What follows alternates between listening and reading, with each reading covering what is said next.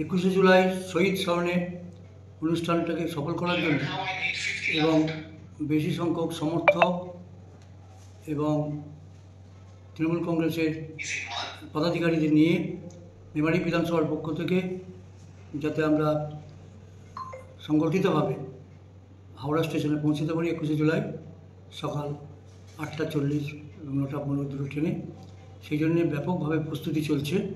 আজকে তার অঙ্গ হিসেবে দেবীপুরে গুরুত্বপূর্ণ কর্মীদের নিয়ে আলোচনা হলো দেবীপুর অঞ্চল তৃণমূল কংগ্রেসের পক্ষ থেকে।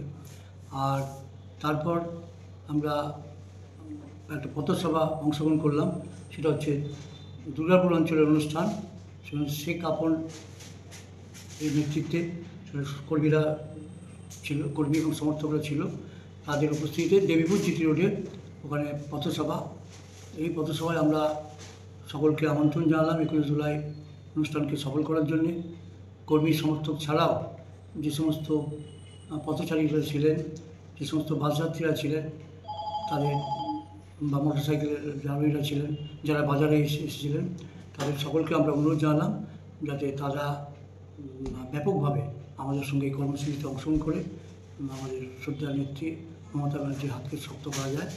অন্যবারের তুলনায় এবারে আরও জনসংখ্যা বাড়বে, ভিড় বাড়বে, এবং সেটাকে মাথায় রেখে আমরা সুশৃঙ্খলভাবে ওখানে অনুষ্ঠানে যাব, মিটিং অংশগ্রহণ করার জন্য, এবং হাওড়া স্টেশনে একত্রিত হয়ে দলীয়ভাবে আমরা যাব।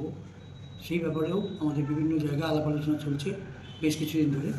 আজকে তার একটা অংশ হিসেবে আমরা 3 জায়গায় আজকে প্রোগ্রাম ছিল, 3 জায়গায় অনুষ্ঠান করলাম। একটা হচ্ছে দেবীপুর অঞ্চল তৃণমূল কংগ্রেসের গুরুত্বপূর্ণ কর্মীদের সভা, দ্বিতীয় হচ্ছে দুর্গাপুর অঞ্চলের ডাকে ওখানে দুর্গাপুর জিটি রোডের ধারে পথসভা, আর তৃতীয় হচ্ছে এই মেমারি চকদিঘি মোড় বাসস্ট্যান্ডে মেমারি শহর তৃণমূল কংগ্রেস এর মহিলা সেলের উদ্যোগে একটা পথসভা ছিল, যেখানে আমাদের জেলার নেত্রী সভাপতি লীলা মুন্সি মহাশয় তিনি এসেছিলেন।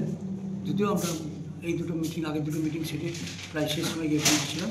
মিটিংও ব্যাপকভাবে সফল হয়েছে এবং প্রচুর উৎসাহী শ্রোতারা ছিলেন শুনলাম। যাই হোক, এইভাবে চলতে থাকবে এবং 18 তারিখ 19 তারিখ পর্যন্ত আমাদের ব্যাপকভাবে এই প্রস্তুতিটা চলবে।